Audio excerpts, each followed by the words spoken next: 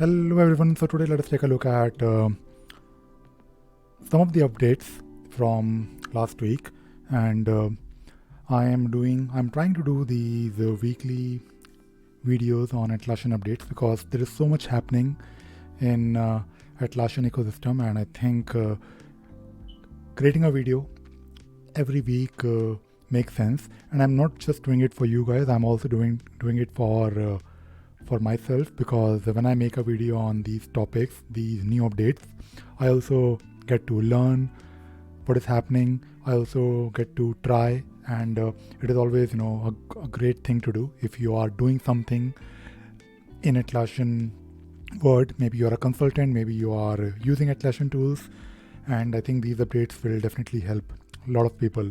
So the first thing, and by the way, I don't really have too many updates to share this week because I was able to. So I have a list of things that happened last week, and I picked maybe 3 or 4. So last week I think I shared 4 or 5 things that I wanted to share, but this week I just have 2 things for you. So not many updates. So the main thing that I wanted to talk about today is advanced roadmaps. So if you know me, if you have been following my channel, I talk about almost everything that I am able to use. I mean, talking about different tools like Jira, Confluence, but I also focus on script runner, REST API, and integration, automation in general. But one specific area, one specific interest of mine is advanced roadmaps or portfolio, in case you know portfolio. And I do have like a separate playlist on my channel just on advanced roadmaps, how you can use it to plan your work, and how you can use it to create a plan and monitor what is happening across your different teams. And whenever there is a new update, whenever there is a new feature launched or added to advanced roadmaps, I want to know that particular feature. So I found this post on the community from Pete Morris. I believe Pete Morris is a product manager. So I guess he is responsible for adding new features to advanced roadmaps. And in this post, he shared new features that are either already there in advanced roadmaps, or maybe these features will be added soon. So things like doing sprint assignment directly from your roadmap, and some improvements to the interface, and also performance.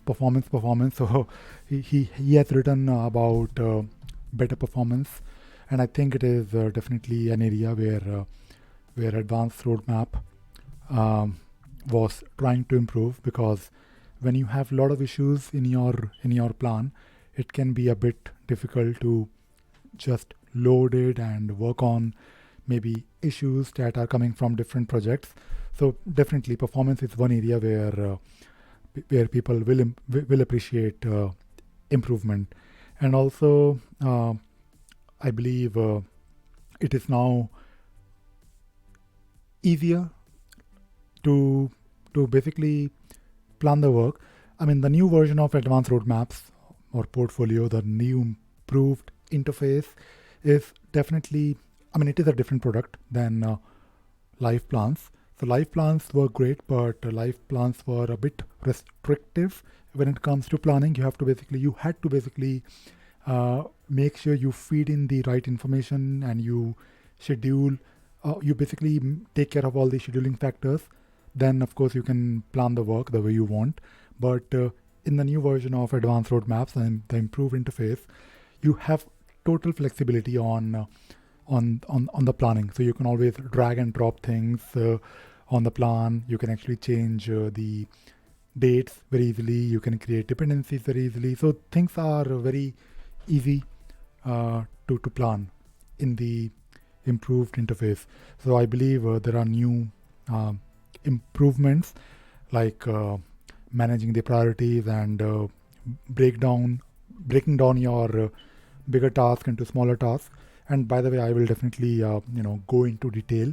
I already have a playlist on my channel, and when I have access to these features, I will definitely go through them. So I will of course not really go through each and every bullet point here, but I will of course share the link in this particular post. So do take a look at this particular announcement from Pete on improvements to advanced roadmaps. The second thing that I wanted to talk about is the Bitbucket pipelines runners. So this was this new feature was added to Bitbucket, I believe, in the month of June, but it was only in beta version. So basically, using runners, you can actually execute pipelines on your own on your own infrastructure. Maybe it's your own server, or maybe something that you're hosting yourself. And I never really got a chance to try it out myself.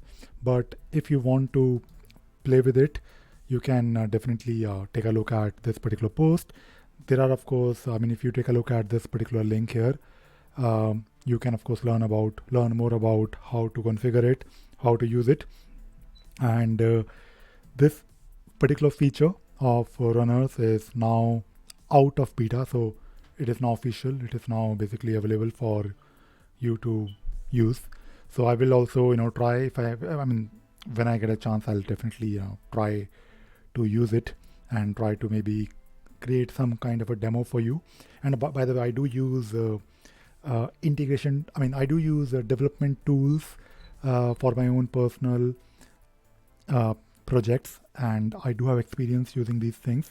For example, I believe recently I showed how you can integrate Jira with Bitbucket, and I believe I also showed how you can also use or retrieve the pull request information and display it on your issue, and at the same time maybe use automation rules to basically pull this information from Bitbucket and do something with it in your Jira. For example, maybe you want to display this information on your Jira comment, or maybe you want to send this message with the PR link to someone, or maybe to relevant people who are involved.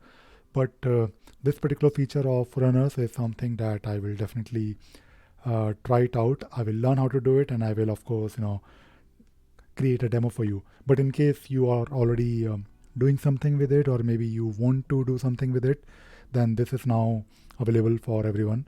This is out of beta, and go ahead and take a look at it. So these are the two main things that I wanted to talk about in this video. What I'm also going to do is I'm also going to be a bit more active on my newsletter. So in case you are doing something with Atlassian tools, apart from of course my videos. So my videos are mostly tutorials. 99% of my videos are tutorials, but I have also started sharing things that are of course something to do with Atlassian, because Atlassian is my area of interest. It is directly related to the work that I do, and I always have something to share. And I have of course started doing these weekly Atlassian update videos. I have been doing Atlassian update videos for few years now, but because there is so much happening right now, I will be doing it every week, or I will at least try to do it every week. And that would be Tuesday, because I think Monday is a good day to look at what happened last week and then consolidate everything and create a video. And I will schedule this video to go live on Tuesday. So Tuesday would be like an Atlassian update day on my channel. And the other thing that I wanted to talk about is my newsletter. So I do have a newsletter which I don't really use a lot, because I believe I'm not a fan of collecting emails and sending emails to people. It is like a bit of a spam. But I have by the way, I already have a newsletter which is configured, and you can subscribe to it, but I hardly send an email unless I have something extremely important to share. But because I'm doing these Atlassian updates, regular update videos, and I do have a lot of things to share regularly, I believe and I think it makes sense if I use this newsletter feature that I already have, and I maybe want to send, if not weekly, maybe a fortnight or maybe a monthly newsletter. So this is something that I wanted to share as well. If you like my content, if you think I'm doing something useful, then do subscribe to my newsletter. Just go to my website and you'll find somewhere this particular box where you can find this email address box. So just subscribe to it if you want to. And by the way, if you want to also raise a ticket for me, because a lot of people ask me questions these days, and most of those questions are related to a bit more specific thing, and I know the answer, or I can find out the answer for you, but I need to spend some time, and that is why I always encourage people to raise a ticket for me. So there are a couple of ways to raise a ticket for me in case you want to reach out to me, in case you think you need help from me. You can go to contact page and you can click on this link here that says raise a ticket, or you can basically go to my website and you will find this contact me widget. So just send your details here. I mean, if you think you need more than 2 minutes of my time, then if you raise a ticket for me, I will take a look at it and I will reply. I'm of course not massively and actively looking at those requests, because I receive a lot of requests and I can't, I mean, it is not really possible for me to get back to each one of them within 2 days or 3 days. I need some time, but when you raise a ticket for me, I will definitely get back to you. That is my promise. Either I'll get back to you with a solution, or I'll probably point you to the right direction. But apart from just adding a comment, if you want to say thank you, or if you want to maybe just say something nice about me, or if you want to appreciate my work, then go ahead and add a comment on my channel, or maybe send me a message on LinkedIn, or maybe send me an email. I mean, you'll find ways to contact me on this particular contact us page. But if you think you need some technical help from me, then please raise a ticket for me. It will help me, and it will also help you in case you want to get a response from me. And that is it. That is all I wanted to share in this video. Not too many updates, but I hope this video was useful and you learned something new today. Thank you very much. Bye bye.